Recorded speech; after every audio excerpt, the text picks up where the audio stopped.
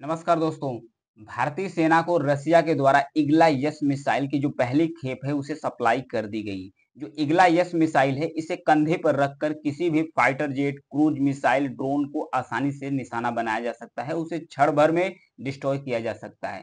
जब से यूक्रेन और रसिया के बीच में वार चल रहा है तब से चाइना और रसिया के बीच जो दोस्ती है वो काफी परवान चढ़ चुकी है। तो ऐसे में जो भारत और रसिया के बीच में जो दोस्ती है, इसमें दरार डालने के लिए इसको मिसाइल और हथियारों की सप्लाई न की जाए, इसके लिए चाइना भरपूर कोशिश करता रहता है। लेकिन रसिया ने चाइना के दबाव के आगे झुका नहीं, भारत से अपनी दोस्ती को कायम रखा और इग्ला यस की जो पहली खेप है, इसे सप्लाई कर दिया। तो आइए समझते हैं कि इस तरीके का जो कदम उठाया गया है रसिया के द्वारा, विशेषज्ञों के द्वारा क्या कहा जा रहा है। इस मिसाइल का जो पहली खेप सप्लाई रसिया के द्वारा ऐसे समय पर किया गया है जिस समय भारत और चाइना के बीच में जो बॉर्डर विवाद है भारत और चाइना के बीच में टेंशन लगातार बनी हुई है। इसी समय रसिया के द्वारा जो इग्ला एस मिसाइल है उसे सप्लाई किया गया है। तो आइए इस मिसाइल के बारे में भी समझते हैं और इसके पीछे की रणनीति क्या है उसके बारे में भी समझते हैं। ये है इग्ला यस मिसाइल, इसे कंधे पर रखकर कहीं से भी लॉन्च किया जा सकता है।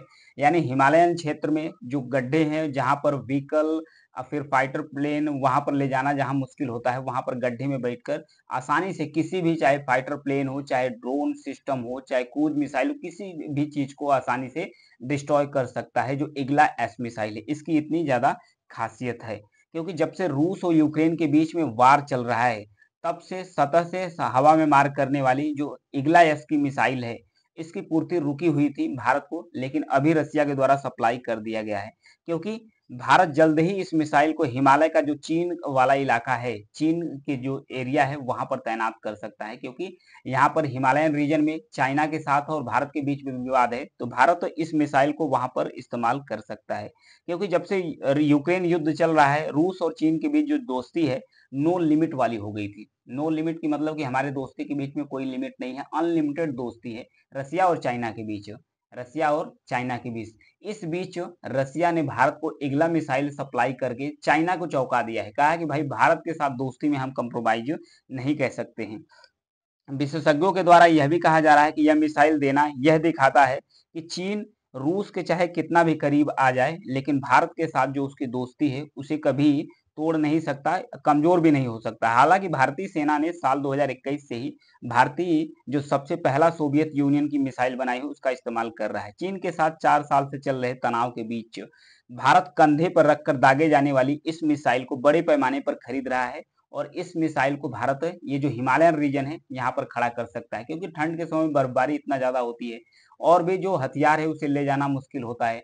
तो मानव व्हीकल, इसे मानव व्हीकल भी कहते हैं, मानव हथियार भी कह सकते हैं क्योंकि कंधे पर रहकर पहाड़ियों के आड़े में छुपकर इस मिसाइल का इस्तेमाल आसानी से किया जा सकता है और बड़ी बड़ी क्रूज मिसाइल हो, फाइटर प्लेन हो, ड्रोन हो, उसको आसानी से उड़ाया जा सकता है क्योंकि 2020 के बाद से जो गलवान हिंसा हुई थी भारत और चाइना के बीच में, जो बॉर्डर क्लैश हुआ था, उससे लेकर ही भारत का जो विवाद है चाइना के बीच वो काफी बढ़ चुका है। तो ऐसे में भारत को ऐसे हथियार की जरूरत थी जो कि मतलब पहाड़ी इलाके में आसानी से ले जाया जा सकता है और दुश्मन की किसी भी हथियार और किसी भी मिसाइल को आसानी से इसे मतलब डिस्ट्रॉय किया जा सकता है।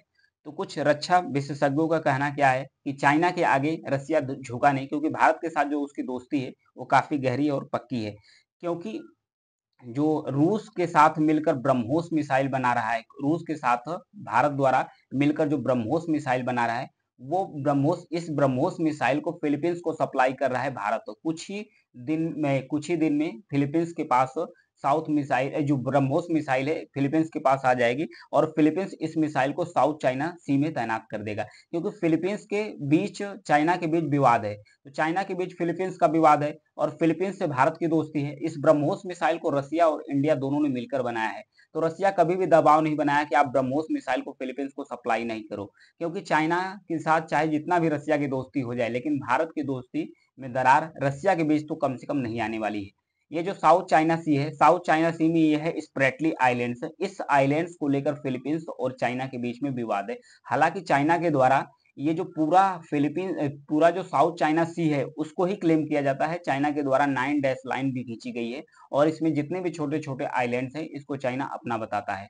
ये है पार्सल आइलैंड्स, ये भी साउथ चाइना सी में ही लोकेट करता है। ये वियतनाम और चाइना के बीच में विवाद है। तो ये जो स्प्रेटली आइलैंड्स है, हालांकि जो यूएन यूनाइटेड नेशन के द्वारा भी यह कहा गया कि जो स्प्रेटली आइलैंड्स है ये फिलीपींस के जल क्षेत्र में आता है, इस पर चाइना को अपना क्लेम करना छोड़ देना चाहिए। तो हालांकि चाइना के द्वारा इसके इर्द गिर्द भी कुछ आर्टिफिशियल द्वीप बनाया जा रहा है और इस जो स्प्रेटली आइलैंड है इस पर भी क्लेम करता है। तो इसी सब सारी चीजों को लेकर फिलीपींस और चाइना के बीच में विवाद है। तो फिलीपींस इस विवाद को ध्यान में रखते हुए भारत से ब्रह्मोस मिसाइल की डिमांड की थी और भारत ने इसे सप्लाई करने के लिए तैयार हो गया और ये डील पक्की हो चुकी है। कुछ ही दिन में ये जो सप्लाई है ये मिल जाएगी और फिलीपींस साउथ चाइना सी में इस मिसाइल को आसानी से तैनात कर सकता है। हालांकि जो अमेरिका के विशेषज्ञ हैं, अमेरिका के विशेषज्ञों द्वारा यह कहा जा रहा है कि रूस कभी भी भारत को यह इस चीज की चिंता करनी चाहिए कि रूस कभी भी चाइना के दबाव में आ सकता है, रसिया कभी भी चाइना के दबाव में आ सकता है। जब भारत और चीन के बीच में युद्ध या जंग छिड़ जाती है किसी तरीके से, तो रसिया चाइना के दबाव में आकर जो हथियार की सप्लाई है वो भारत को रोक सकता है। हालांकि जो अमेरिका के विशेषज्ञ हैं जिनका मानना है ये पूरी तरीके से सत्य नहीं हो सकता, क्योंकि कभी भी रसिया भारत के साथ जो मिसाइल सप्लाई है ये रोकी नहीं। हालांकि ये हो सकता है, यह क्या हो सकता है कि जो रसिया है, रसिया जो मिसाइल जो हथियार सप्लाई इंडिया को कर रहा है वही सप्लाई वो चाइना को भी कर सकता है। तो जो सेम सेम मिसाइल हो सकती है तो चाइना को काट नहीं हो सकता है। जब चाइना का काट नहीं हो सकता है इस मिसाइल को, तो भारत को चाहिए कि जो अमेरिका है यानी कि जो यूएसए है इससे अपना जो दोस्ती है ये मेंटेन रखे, क्योंकि कुछ जो मिसाइलें हैं, कुछ जो हथियार हैं अमेरिका सप्लाई कर सकता है किसको, भारत को, लेकिन चाइना को सप्लाई नहीं करेगा। तो इसलिए भारत को संतुलन बनाकर रखने की जरूरत है, क्योंकि अमेरिका की भी भारत को जरूरत है और रसिया तो उसका एवरग्रीन फ्रेंड है ही। रसिया तो जो हथियार सप्लाई करेगा इंडिया को वो चाइना को भी कर सकता है। तो इन सब सारी चीज को लेकर यूएस के द्वारा यानी अमेरिका के द्वारा यह कहा गया है कि अमेरिका को इस बात की चिंता करनी चाहिए कि कभी भी रूस चाइना के दबाव में आकर हथियार की सप्लाई रोक सकता है, लेकिन ये पूरी तरीके से सत्य नहीं है। लेकिन दोनों ही देशों के बीच में संतुलन बनाने की जरूरत है किसको, भारत को। तो ये थी इग्लायस मिसाइल के बारे में और इसके पीछे जो विशेषज्ञों की राय है उन्होंने क्या कहा है कि भारत के लिए कितना कारगर हो सकती है। भारत के लिए तो कारगर हो सकती है, क्योंकि हिमालयन क्षेत्र में जो टैंक है उसे ठंड के समय में बर्फबारी होती है और रास्ते हैं वहां पर पहुंचाना मुश्किल होता है। और चाइना के पास बड़ी बड़ी मिसाइलें, बड़ी बड़ी हथियार हैं जो ऊपर से अटैक कर सकता है। उसे काउंटर करने के लिए जो इग्लायस मिसाइल है काफी कारगर है, क्योंकि ये आसानी से किसी भी, चाहे फाइटर प्लेन हो, जेट हो, किसी को एक गड्ढे में बहुत बैठकर, एक पहाड़ी इलाके में छुपकर इस मिसाइल को कंधे पर लेकर आसानी से दागा जा सकता है और किसी भी दुश्मन देश के मिसाइल हथियार को डिस्ट्रॉय किया जा सकता है। Thank you.